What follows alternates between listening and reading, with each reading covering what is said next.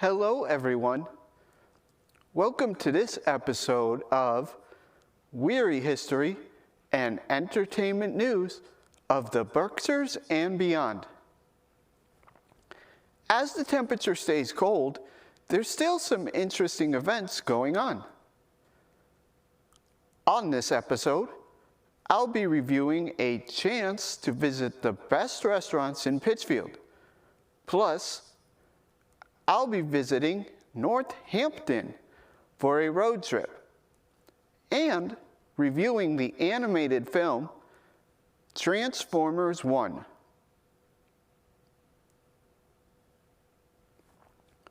First, it's time for this episode's trivia question. This episode's question is, which novel did Edith Wharton win a Pulitzer Prize for fiction for? Now, for this episode's local headlines.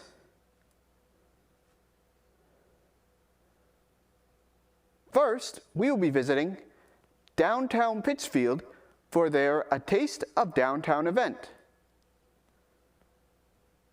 A Taste of Downtown will feature marketing efforts to highlight downtown Pittsfield's local restaurants, restaurant owners, and the Taste of Downtown giveaway, which will be an incentive for people to dine in local restaurants over the course of the month. The prize for the Taste of Downtown giveaway will be 19 gift cards, one from each of the participating restaurants.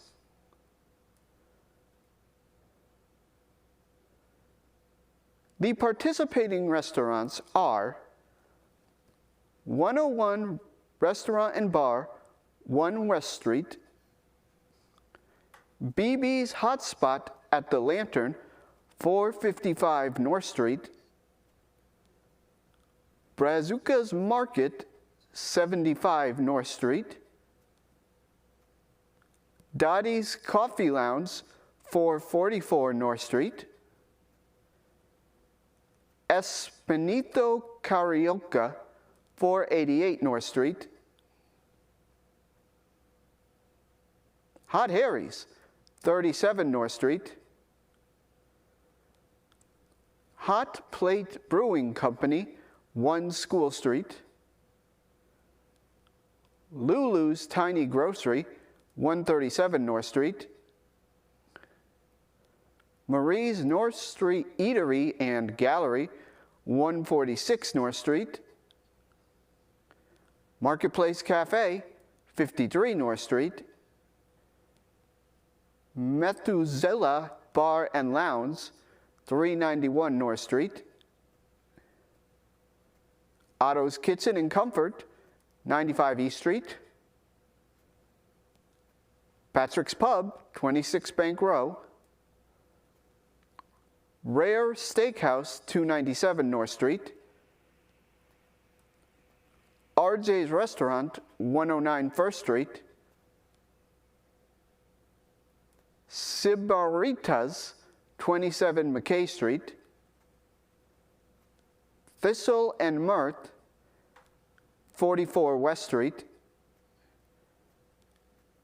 Tito's Mexican Bar and Grill, 34 Depot Street, and lastly, Wander Berkshires, 34 Depot Street, Suite 101. For more information, visit the website shown here. Up next, we will be going to Mass Mocha for a new concert featuring artist Angelica Garcia. Gemello, the new record from the beguiling Mexican Salvadorian American sonic experimentalist Angelica Garcia, is a vibrant hybrid pop masterpiece that channels the sounds and moods of artists such as Kali Uchis, Rosalia, and Kate Bush. It follows her 2020 breakthrough Cha-Cha Place, which included the hit Jicama, and launched her into opening for tastemakers like Matiski and Nullifer Yana. It's a treat to welcome her to the B10 while she's still playing rooms this intimate.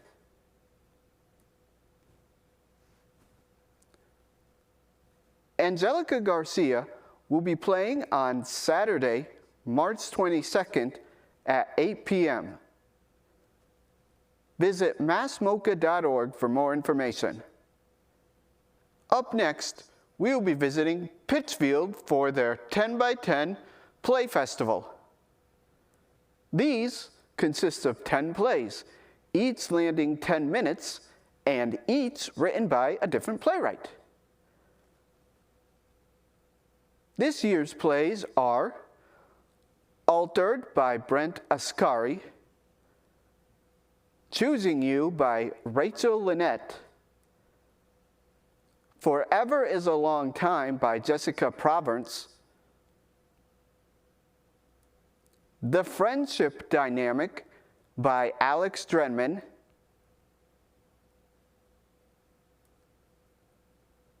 A Happy Child by Melinda Gross, Ordained by Mark Harvey Levine, Poetry, Prose, and Pirates by Ken Pruse, Safe Haven by James McClendon, Senior Prom by Robert Wybisal, and Wheel of Fortune Reversed by Scott C. Sickles.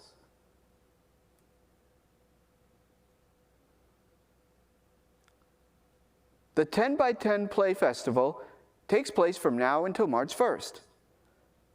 Visit the website shown here for more information. For our next story, we'll be going to the Clark Art Institute for an exhibit with artist Muriel Capanana.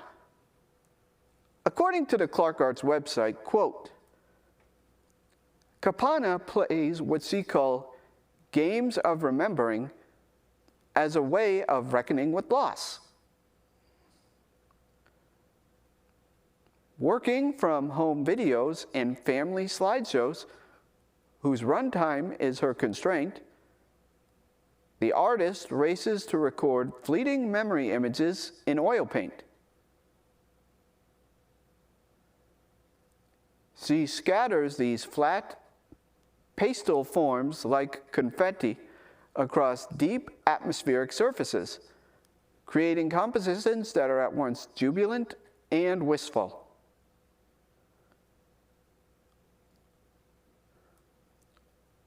For the Clark, Capana presents 2 new site-specific oil paintings, as well as a monumental 2-sided fresco.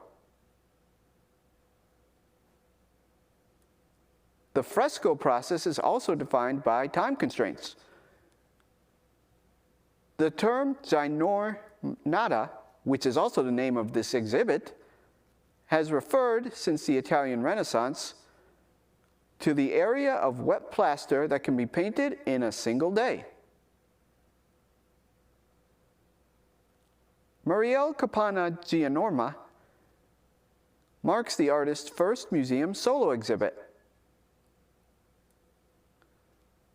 This year-long installation, free and open to the public, is organized by the Clark Art Institute and curated by Robert Weisenberger, curator of contemporary projects.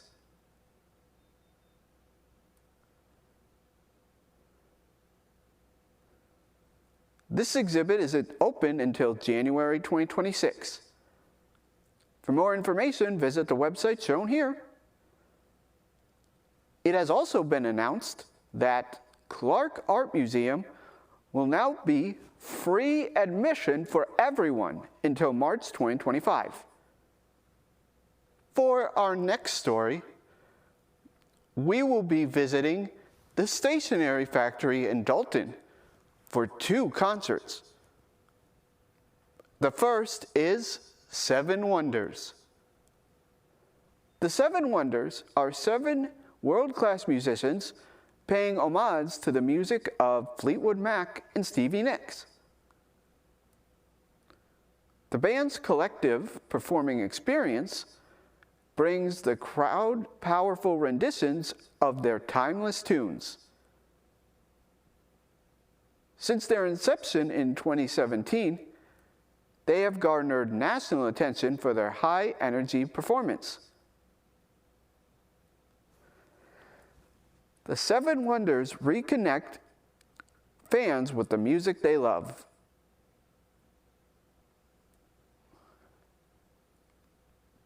The 7 Wonders will be playing on March 1st from 7:30 to 10.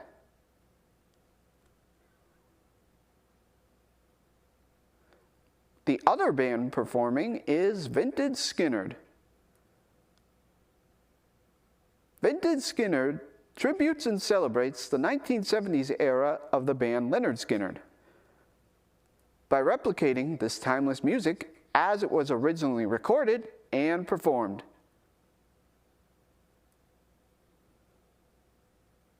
Vintage Skinner captures the heart and fire of the band, as well as the soul of their fearless leader, Ronnie Van Zant. You'll be transported back to 1977, where you will hear all the classic Skynyrd favorites, such as Sweet Home Alabama, Saturday Night Special, Give Me 3 Steps, and of course, you can yell Free Bird all you like because you will in fact get it.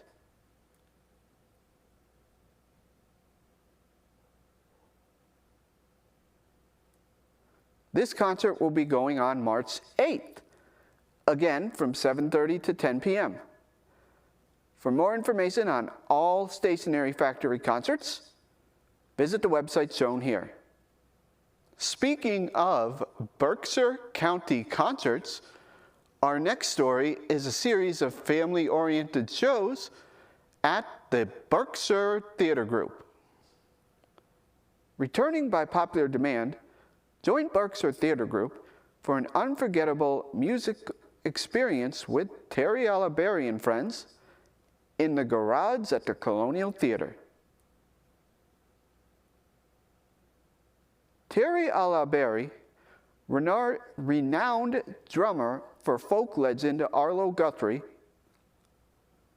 brings his magical tunes to captivate young hearts and create lasting memories for your family. His interactive performances are filled with laughter, joy, and toe-tapping rhythms, making every show an immersive musical journey.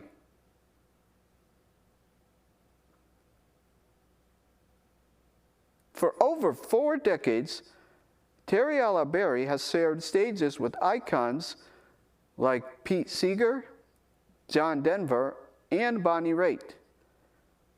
And his musical adventures have taken him to Carnegie Hall and even on a tour of Australia.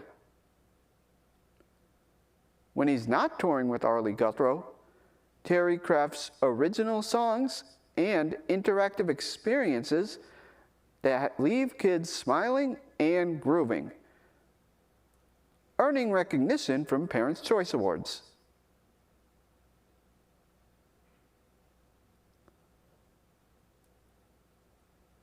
Terry Alaberry will be performing several times throughout 2025. All concerts take place the second Saturday of the month. Because the concert is family-friendly, the start time for all concerts are at 12 o'clock noon. Visit BerkshireTheaterGroup.org for more information. For our next stop, we will be visiting the Wehry Theater in Great Barrington for a concert with close encounters with music.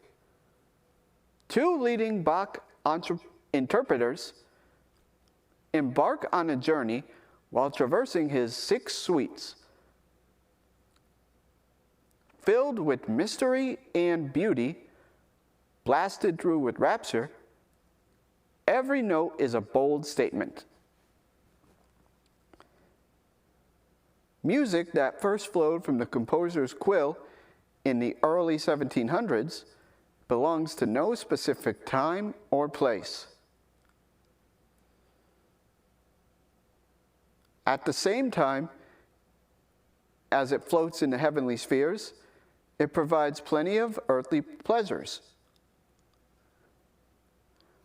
Courtly music, riffs, Celtic jigs, merriment of a tavern musician, and glimpses of modern minimalism. The title, Unaccompanied, is a bit of a misnomer. A single cellist takes on numerous voices, making the music drama for 3 or 4 characters played by the actor.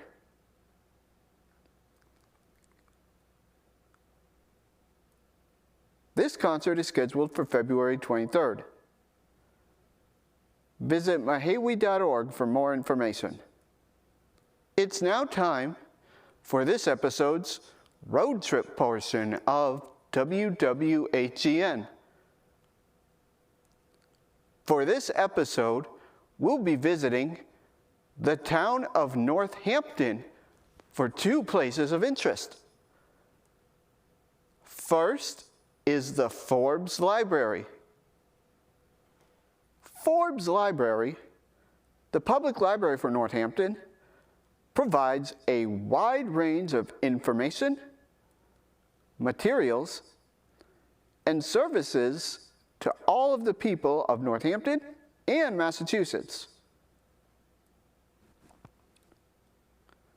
The library's magnificent building offers a friendly, welcoming physical environment, which encourages the civic, intellectual, and cultural pursuits of the public.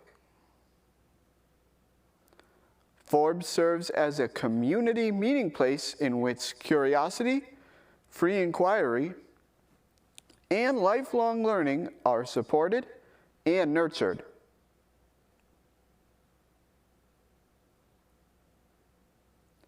The Forbes collections are large and varied, including not only popular fiction and nonfiction,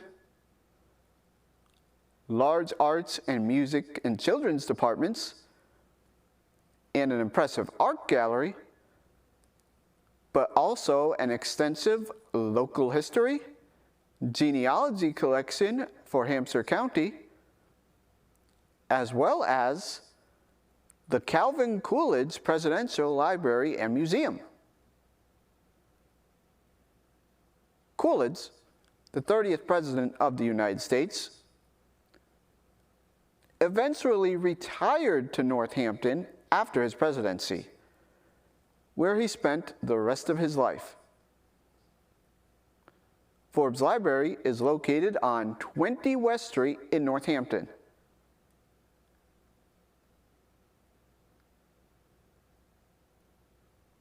Our other stop in Northampton is to the Thorns Marketplace. Thorns Marketplace is located at 150 Main Street in the heart of the bustling and eclectic downtown Northampton. With 3 levels of shopping and dining options, there is always something new and unique to discover. And as you embark on your shopping adventure, you are sure to admire the well-maintained period details, such as pressed tin ceilings, gleaming hardwood floors, vibrant stained glass windows, and impressive staircases.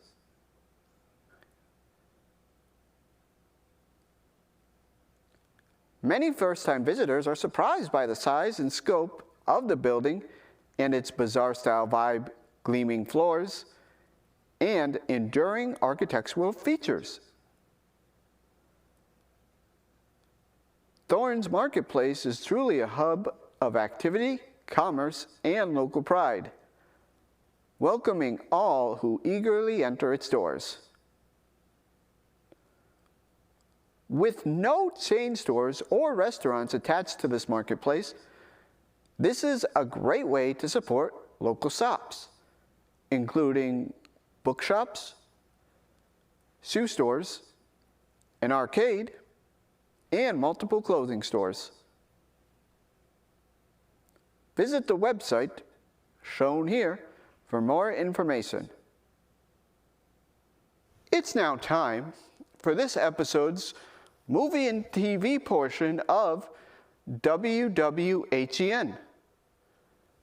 This episode, there are actually 2 stories. The first is a pilot episode being filmed at the historic Edith Wharton Mount in Lenox. A Telltale Haunting is a new paranormal investigation show where host Sophia Temperell visits haunted locations tied to famous authors, including the Mount. It's not the first time that the Mount, which has been rumored to be haunted, has been featured on TV. As previously mentioned here on WWHEN, the sci-fi series, now Discovery series, Ghost Hunters, filmed there on several different occasions. Author Robert Oakes, who has given several tours of the Mount, helped Temperell with some of the history of the Mount and why it is considered to be haunted. In an interview with the Berkshire Eagle, Temperell says he was inspired by the series Dickinson, which took place in Amherst, and described the life of famed poet Emily Dickinson. The series Dickinson gave Temperell a greater appreciation for Dickinson's story, the time period, and her lasting impact on readers through the generations. Authors from that era have inspired countless others to create their own art, and she feels they're deserving of more credit.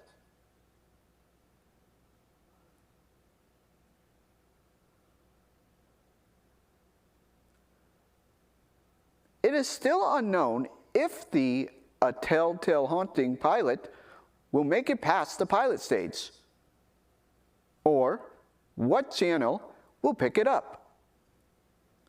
Stay tuned for more information.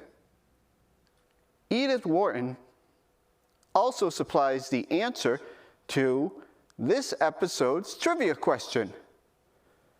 As a reminder, this episode's question was, which novel did Edith Wharton win a Pulitzer Prize for fiction for? The answer is The Age of Innocence.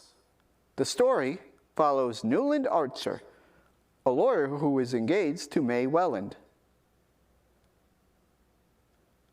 The work was critically acclaimed and in 1921 earned Wharton the Pulitzer Prize.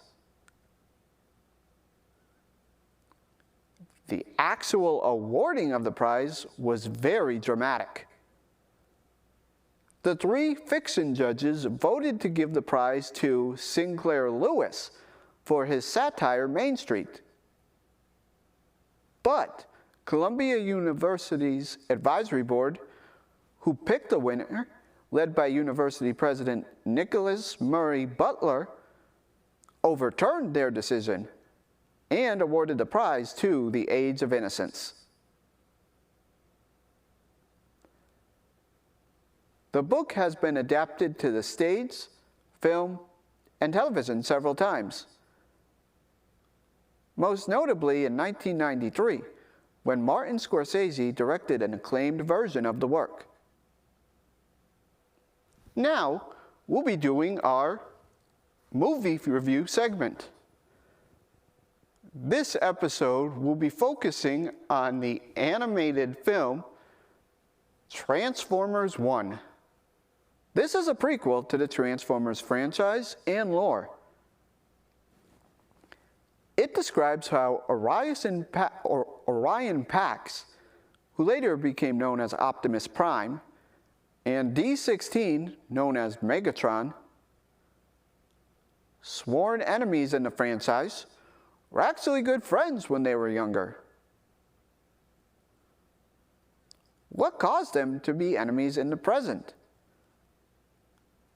How could they have even been friends considering their rivalry? So, what did I think of this movie? We are currently in a Transformers renaissance.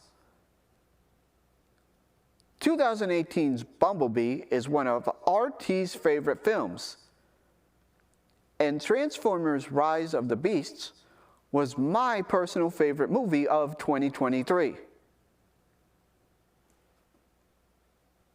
Transformers One continues the winning streak of these successes.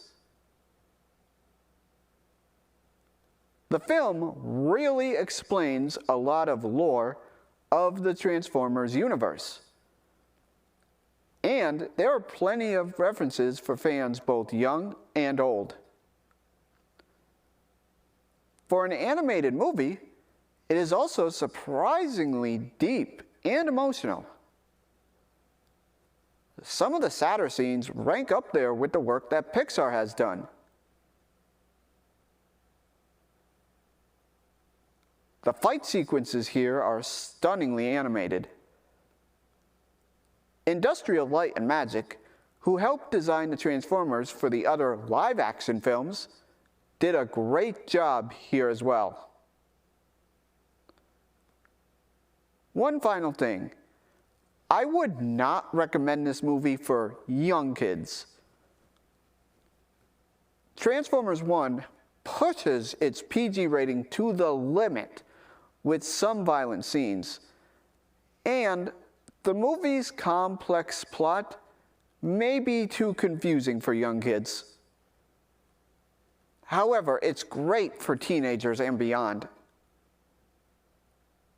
I give Transformers One overall a 9.5. That ends this episode of Wehry History and Entertainment News in the Berkshires and beyond. If you would like to watch this or any other WWHEN episode again, you can visit PCTV's website, shown here, or my YouTube page at RT Wehry.